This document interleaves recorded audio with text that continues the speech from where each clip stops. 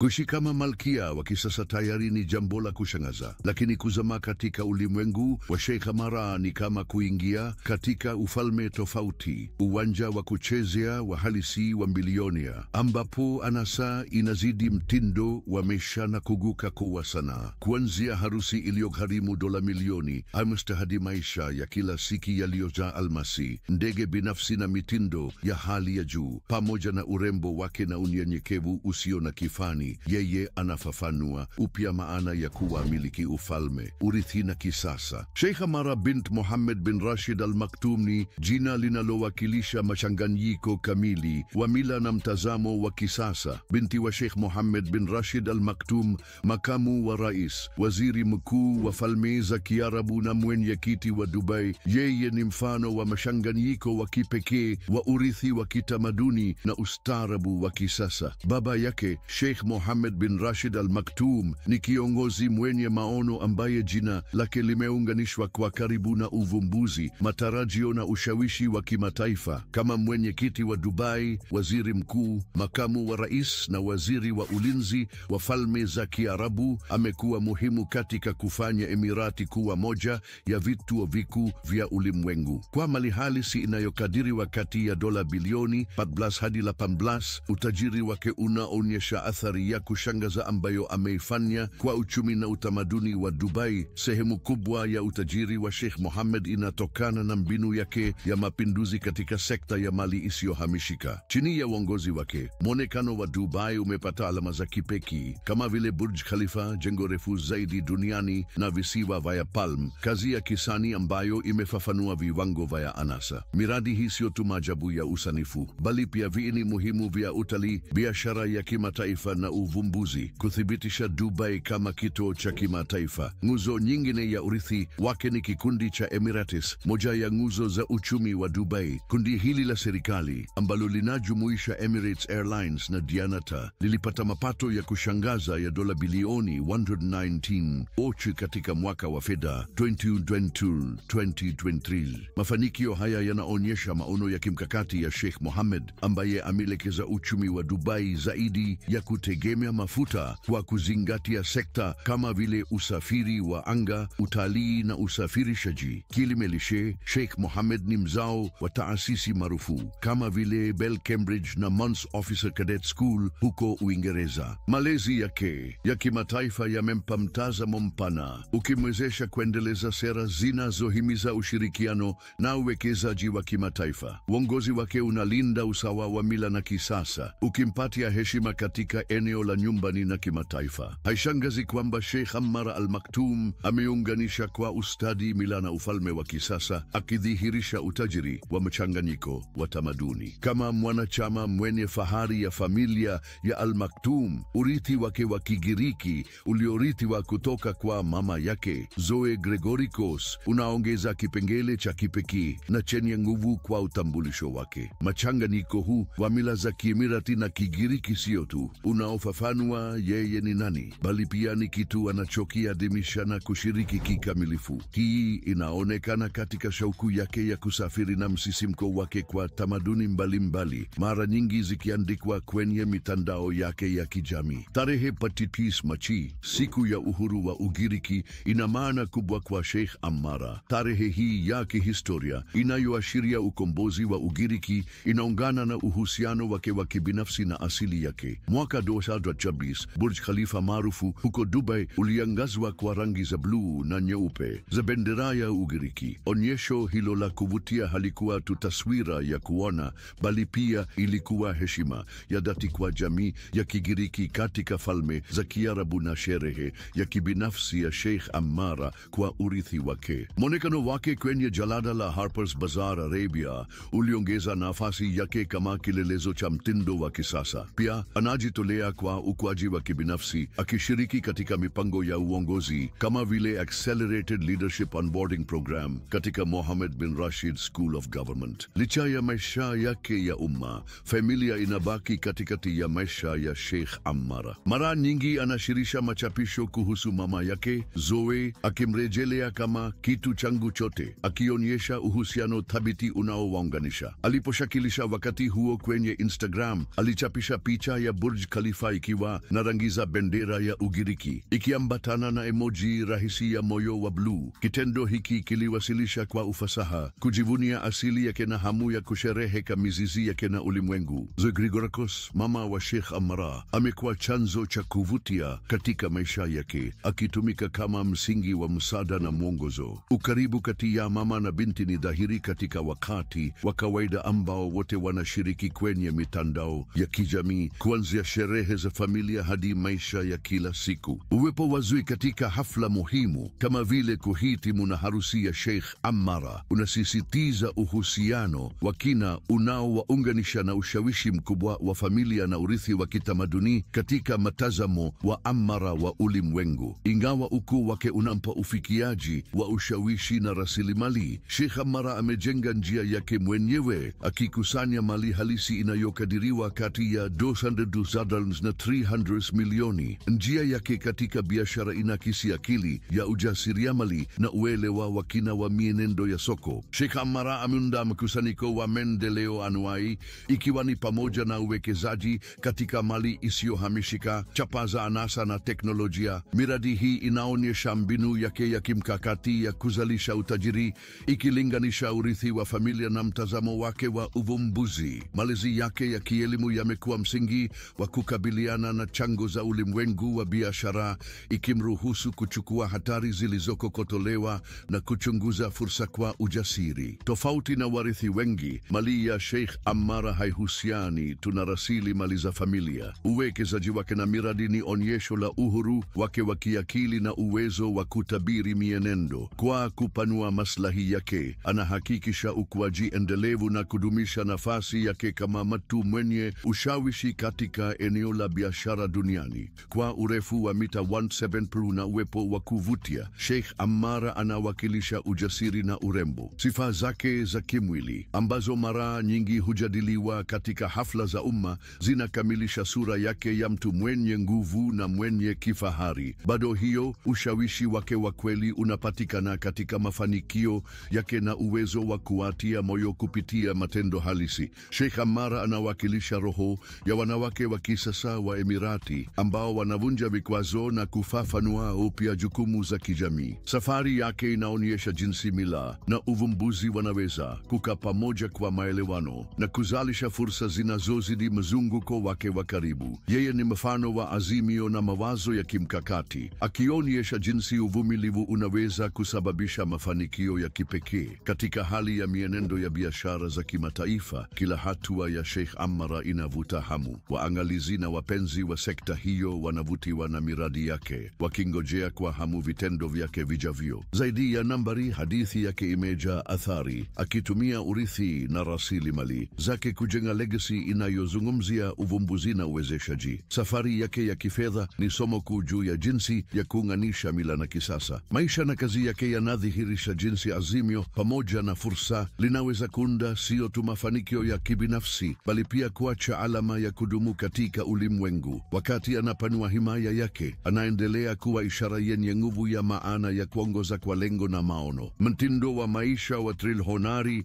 Alteza Sheikh Ammara bint Mohammed bin Rashid Al Maktoum, mwanzilishi katika familia ya kifalme ya Dubai, ana kipawa cha kuguza kila ziara kuwa mchanganyiko unaostahili manchet, ulioja staili, uvumbuzi na kiburi cha kitamaduni. Kuanzia maajabu ya baadaye hadi maeneo yenye historia tajiri, mwonekano wake unashika kiini cha nguvu ya uhai ya Dubai. Kwanza, jumba la makumbusho la baadaye, kazi ya kipekee iliyoko katika mnara wa Emirates. Sheikh Ammara aliweka alama yake mara tu baada ya uzinduzi wake mnamo Februari 2002, akichunguza maonyesho na kuingiliana na wafanyakazi. Udadisi wake kuhusu teknolojia ya baadaye na uvumbuzi haukuwa tu makezo, bali ulikuwa mwanga wa roho yake ya maono. Wakati Expo Dubai 2020 ilikaribia kumalizika mwezi Machi 2022, siku zilikuwa zimejaa miunganisho ya kimataifa na uzoefu wa kipekee kwenye vibanda. Mojawapo ya wakati uliobaki kwenye kumbukumbu, picha pamoja na gavana wa Ugiriki Georgios Patoulis, ambapo Sheikh Ammara alikuwa amevaa abaya ya kahawia yenye maelezo meupe, akiunganisha asili yake ya kitamaduni na mtindo wa kimataifa. Mazingira yalikuwa Bab al Shams Desert Resort, umbali wa dakika 45 tu kutoka kutoka katikati ya Dubai yenye shughuli nyingi. Mapenzi yake kwa asili na mila yalijidhihirisha kwa vitendo kama kufugia ngamia na falconer kuungana na Darby, farasi mwekundu wa kiwanda cha Al-Jiyad karibu na eneo hilo. Abaya nyusi iliyoshonwa aliyokuwa amevaa iliongeza heshima ya kisasa katika mazingira ya kijiji jangwani. Tangu Januari 2024 alijikita katika mazingira ya kihistoria ya kijiji cha Hatta kilichofichwa katika milima ya Hajar.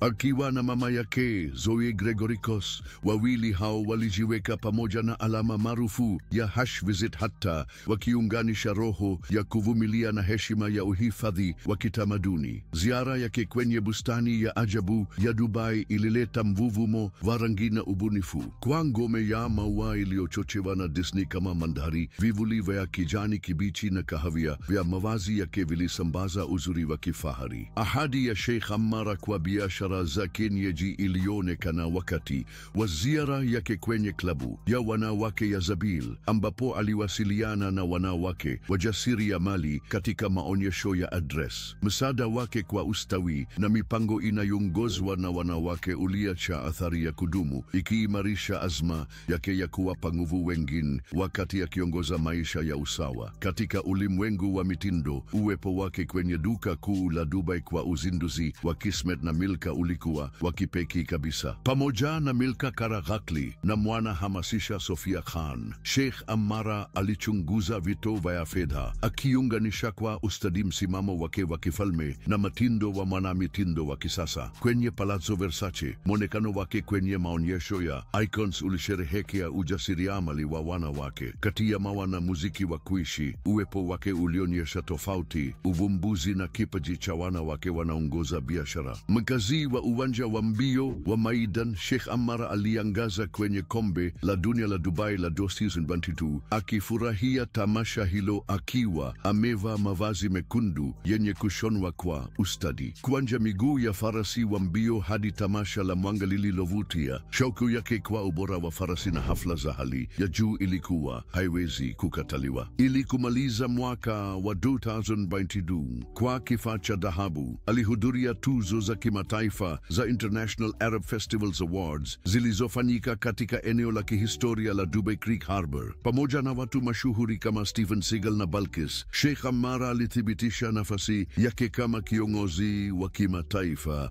akimulika katika mandhari inayochanganya uzuri wa kisasa na wa kihistoria wa Dubai. Ukuu wake haukuhusu tu kuwa mtu wa kifalme. Yeye ni mwanga wa masukumo, akionyesha kwamba utamaduni, uvumbuzi na uwezeshaji wanaweza kufanya kazi pamoja. Kwa vipawa vyake vya kisasa na roho ya ujasiri, Sheikh Ammar anawakilisha kiini cha Dubai, akiacha alama isiyoweza kufutika popote alipoenda. Haishangazi kwamba Sheikh Ammar ni msafiri mwenye shauku na marudio yake ya likizo yakiakisi mtindo wake wa kipekee. Hivi karibuni alishirika wakati maalum kutoka kwa ziara yake huko Courchevel, A350, kituo cha kifahari katika bonde la l'Etoile, Ufaransa, kinachopendwa na wapenzi wa baridi kali. Akiwa pamoja na mume wake wa zamani, Sheikh Mana, safari hiyo ilichanganya ujasiri na usanifu, ikionyesha ladha bora na shauku ya upelelezi ya wanandoa hao. Ufalme ulisherehekea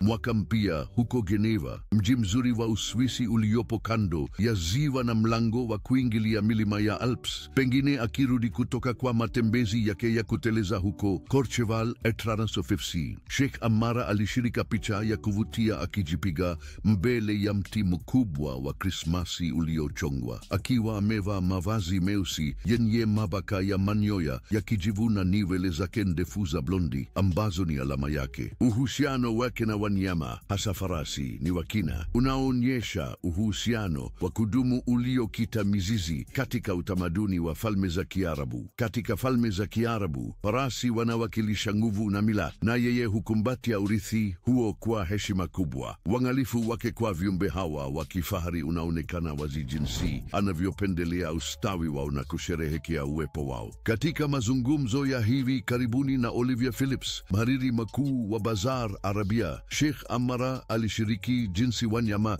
walivyochanganya maoni yake ya ulimwengu na maisha yake. Ingawa farasi wanachukua nafasi maalum moyoni mwake, shauku yake inajumuisha viumbe ujumbe wote na kumfanya ajitoli kwa ulinzi wa haki za wanyama. Kupitia jukwaa lake, yeye hukuza mazungumzo kuhusu ulinzi wa wanyama na kuguza maneno yake kuwa vitendo vya mabadiliko. Nyumbani kwake, anashirikisha maisha ya kila siku na Pablo, Pomerania mweupe mwenye kupendeza, ambayo vituko vyake vya kufurahisha hujaza mazuia yake kwa furaha na wepesi. Uhusiano wake na wanyama wake wa kipenzi unaonyesha uhusiano wa kweli na wa kupenda, unaotegemea heshima na upendo wa pande zote, zaidi ya kumiliki tu. Upendo wake kwa wanyama ulionekana wakati wa kipindi cha picha kwa jalada la Bazar Arabia, ambapo alijiweka pamoja na mbawa wawili na salukis wawili, akiunganisha umaridadi na kiburi cha kitamaduni kwa njia isiyo na dosari. Miongoni mwa mielekeo, Sheikh Ammara alishirikisha mawazo juu ya jinsi wanyama hawa wanavyowakilisha urithi wa Emirates, akasisitiza uhusiano wake wa kibinafsi na maana wanayobeba. Zaidi ya shauku yake ya kibinafsi, Sheikh Ammara amejishughulisha sana katika mipango inayolenga kukuza ustawi wa wanyama. Juhudi zake hazipiti ufahamu tu, bali huzingatia kuzalisha mabadiliko makubwa na ya kudumu. Kwake, huruma ya kweli inajidhihirisha katika vitendo halisi. Kinachomfanya Sheikh Ammara awe mtu wa kipekee ni uwezo wake wa kufikiwa na joto lake la kibinadamu. Wakati ufalme mara nyingi unaweza kuonekana kama wa mbali, huruma yake ya kweli na tabia yake ya kufurahisha humfanya awe karibu kwa kushangaza. Kupitia upendo wake kwa wanyama, kiburi cha kitamaduni na wanaharakati wake wa kificho, yeye anaakisi mtazamo wa kisasa wa uongozi unaoongozwa na moyo na kusudi kuu. Umaridadi wake na ustaarabu unaakisi kwa uaminifu maisha yake ya kibinafsi na mahusiano anayoyajenga. Maisha ya kibinafsi harusi ya kifalme ya Sheikh Ammara bint Muhammad bin Rashid Al Maktoum na mumewe wa wakati huo, Sheikh Mana Al Maktoum, ilikuwa hadithi ya mazishi na kusherehekewa sana. Ilifanyika katika ukumbi wa Zabil wa Dubai, World Trade Center. Mahali hili pamoja na ikawa mandhari kamili kwa moja ya hafla za kuvutia zaidi na za kukumbukwa za Emirates. Kutambuliwa kwa kuwa na matukio makubwa na ya kifahari, ukumbi wa Zabil umebadilishwa kuwa mazingira ya kuvutia yakionyesha ustadi na umuhimu wa wakati huu wa kukumbukwa. Mume wake wa zamani, Sheikh Mana Al Maktoum, ni mjasiriamali mwenye maono aliye na akili mahiri kwa biashara na ameacha alama yake kupitia miradi mingi. Kutoka kampuni ya maendeleo ya mali isiyohamishika ya GCI hadi Dubai Tech na Alborada Trading, Sheikh Mana amejikita kama mwanzilishi, akiwa na shauku ya uvumbuzi na uchunguzi. Portfolio yake anuai ya biashara na ujuzi wake wa uongozi umemweka kama muhimu katika maendeleo ya kiuchumi ya Falme za Kiarabu. Mwanachama mashuhuri wa familia maarufu ya Al Maktoum, Sheikh Mana hubeba urithi thabiti wa uongozi, mkakati na ushawishi. Familia yake inajulikana kwa kusukuma maendeleo katika sekta mbalimbali katika Falme za Kiarabu, na kuingia kwake katika ulimwengu wa utangazaji na media inawakilisha sura mpya na ya kusisimua katika safari hii ya kihistoria. Kwa mazingira ya media kupitia mabadiliko ya haraka yanayochochewa na maendeleo ya kiteknolojia na mabadiliko ya tabia ya watumiaji, uongozi wa kimkakati wa Sheikh Mana unatarajiwa kuweka Blue Shield mbele ya mienendo hii. Uelewa wake wa kina wa soko la Mashariki ya Kati na fursa za upanuzi wa kimataifa unapaswa kuongoza kampuni kupitia mabadiliko haya magumu kwa kuzingatia uvumbuzi wa kidijitali, ukuaji na uendelevu. Kama rais mpya, Sheikh Mana analeta ujuzi wa thamani na mtandao mpana wa miunganisho ya kimkakati. Maono yake yanalenga kutumia uhusiano huu kukuza ushirikiano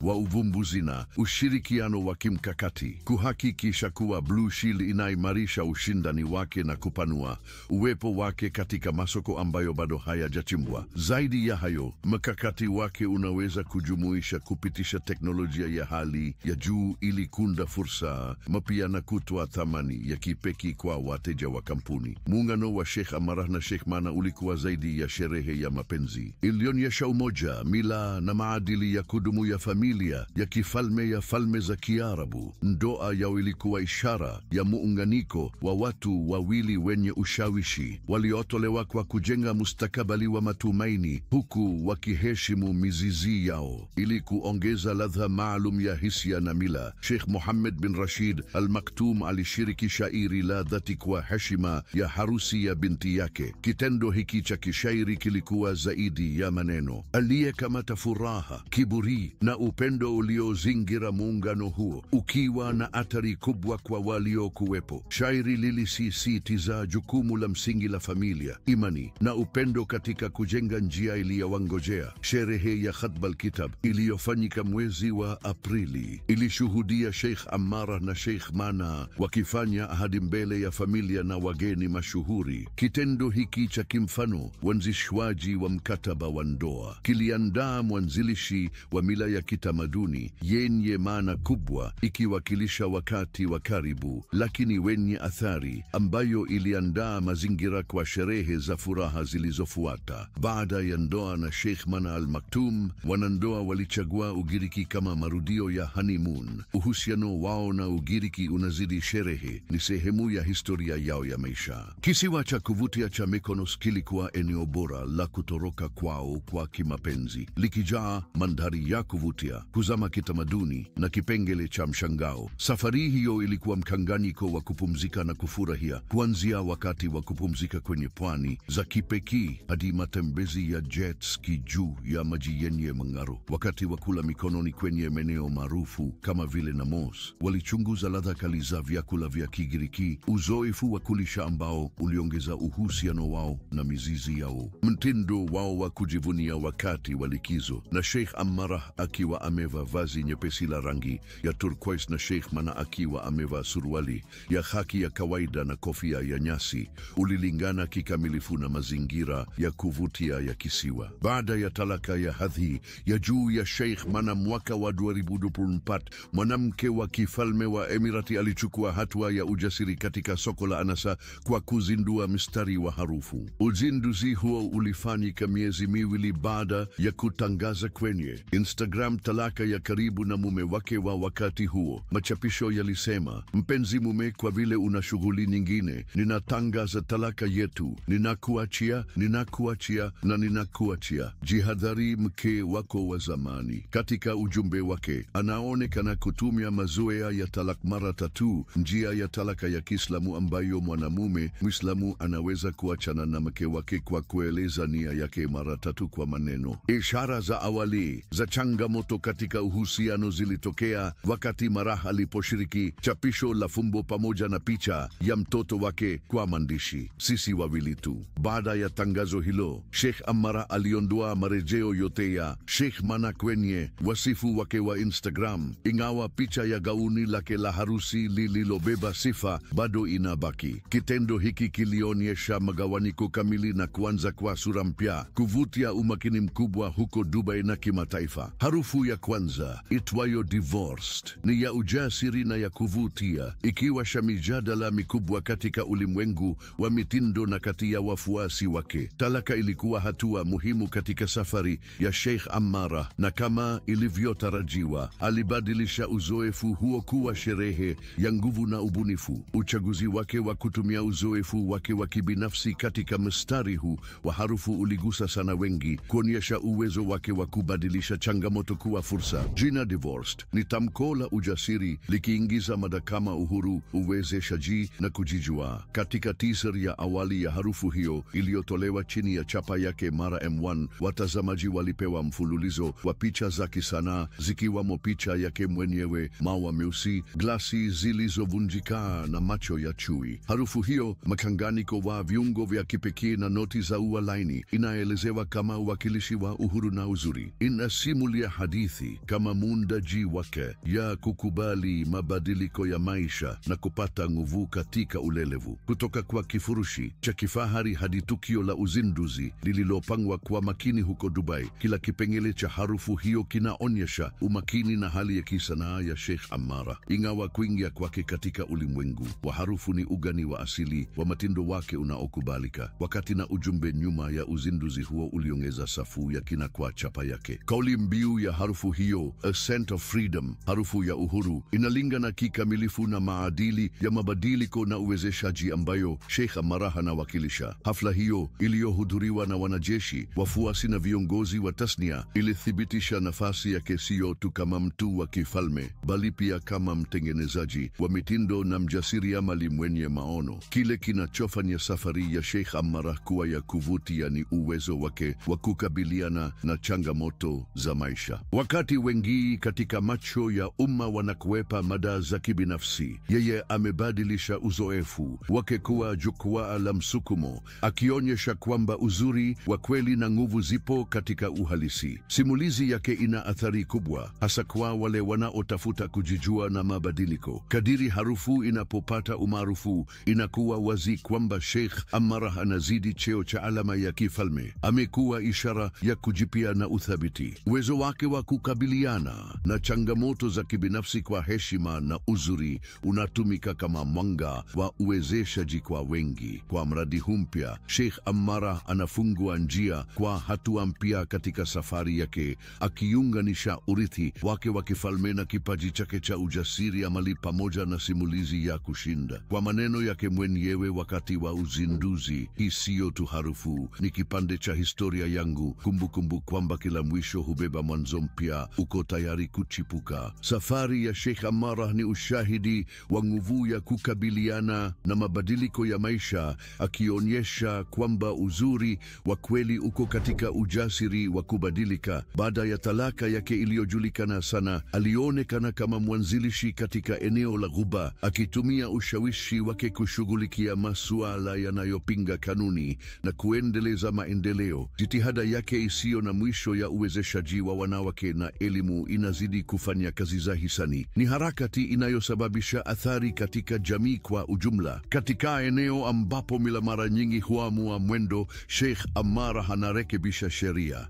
Yeye ni mtetezi wa wanawake wanaovunja vikwazo vya kitamaduni, kuchukua majukumu ya uongozi na kufikia uhuru wa kiuchumi.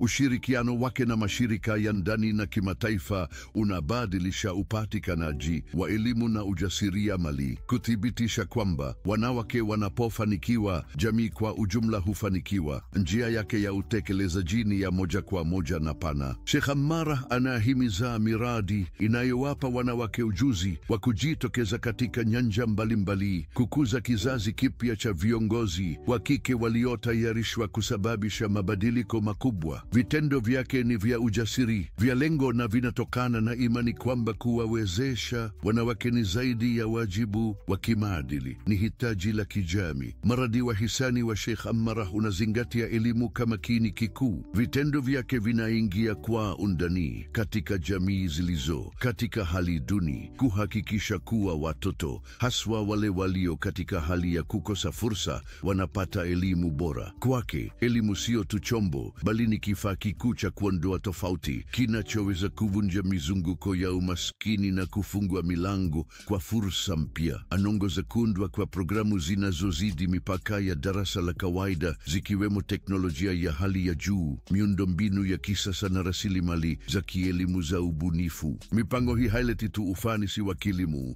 bali pia inaamsha mtazamo wa udadisi na ubunifu miongoni mwa vijana, na ushiriki wake haujakuishia kwenye utotoni. Anatetea elimu endelevu, kuhakikisha kwamba ujuzi unapatikana kwa wote bila kujali hatua gani ya maisha. Dira ya Sheikh Ammar kwa mustakabali wenye matumaini zaidi pia inajumuisha nyanja ya mazingira, kuanzia kusaidia miradi ya upandaji miti hadi kutumia uhifadhi wa bioanuwai na miundombinu endelevu. Vitendo vyake vinavyolenga ekolojia vinaleta matokeo halisi. Anawawezesha jamii kuchukua jukumu la kulinda sayari, akionyesha kwamba maendeleo na uendelevu vinaweza na vinapaswa kuwepo kwa pamoja kwa maelewano. Kinachomtofautisha Sheikh Ammar ni ushiriki wake mkubwa. Yeye sio tu mtu wa kufananishwa, yuko kwenye mstari wa mbele pamoja na timu zake, akijitolea kwa mafanikio ya mipango yake. Uongozi wake unaonyeshwa kwa vitendo, huduma na azimio lisilojeruhiwa la kuinua wale wanaohitaji zaidi. Katika ulimwengu ambapo ufalme mara nyingi huhusishwa na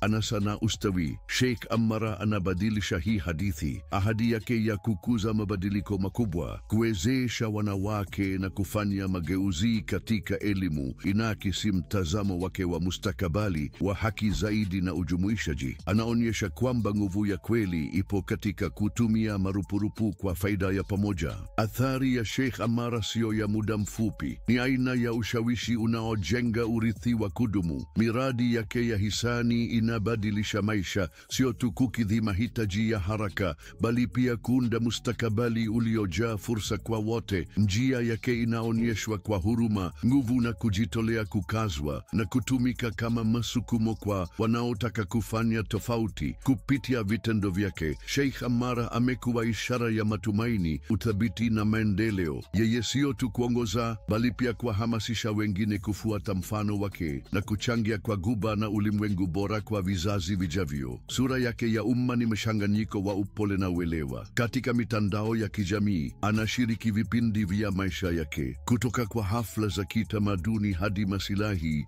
yake binafsi, daima akiwasilisha ujumbe wa matumaini na wema. Machapisho yake yanaungana kwa undani na vijana, ikimwonyesha sio tu kama mtu wa kifalme, bali pia kama mfano wa kupatikana ambaye anaelewa umuhimu wa uhusiano na jamii. Athari ya Sheikh Ammar inazidi mafanikio yake binafsi. Kwa kukumbatia maono ya baba yake ya kufanya Dubai kuwa kitovu cha uvumbuzi na uendelevu, yeye huchukua jukumu muhimu katika kujenga mustakabali wa jiji hilo. Jitihada zake za kuelimisha kuhusu mazingira, pamoja na miradi yake ya hisani katika nyanja za afya na kukabiliana na majanga, zinaonyesha ushikamano wa kina katika kuunda ulimwengu wa haki na usawa. Hata akiwa katika nafasi ya umaarufu, Sheikh Ammar anapendelea faragha yake na kudumisha uhusiano mkubwa na familia yake, iwe kwa kuwapo kando ya farasi wake wapendwa, kugundua maeneo mapya au kupigania mambo anayoyathamini. Yeye huonyesha ukarimu na nia katika kila hatua. Safari yake ni mfano kwamba nguvu ya kweli ipo katika kutumia msaada wake kuwahamasisha